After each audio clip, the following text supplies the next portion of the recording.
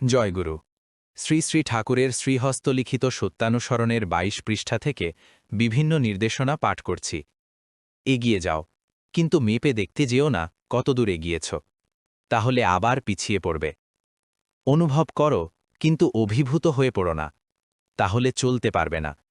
যদি অভিভূত হতেই হয় তো ঈশ্বর প্রেমে।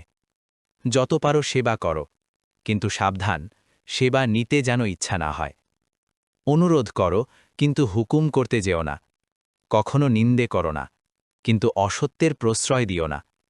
ধীর হও, তাই বলে আলসে দীর্ঘসূত্রী হয়ে পড়ো না। ক্ষিপ্র হও, কিন্তু অধীর হয়ে বিরক্তিকে ডেকে এনে সব নষ্ট করে ফেলো না। বীর হও, কিন্তু হিংস্রক হয়ে বাঘ ভাল্লুক সেজে বসো না। স্থির প্রতিজ্ঞ হও, গোঁয়ার হও না। তুমি নিজে সহ্য করো, কিন্তু যে পারে না তাকে সাহায্য করো। ঘৃণা করো না, সহানুভূতি দেখাও, সাহস দাও। নিজেকে নিজে প্রশংসা দিতে কৃপণ সাজো, কিন্তু অপরের বেলায় দাতা হও। আজকের সত্যানুসরণ পাঠ এখানেই শেষ হয়। জয়গুরু।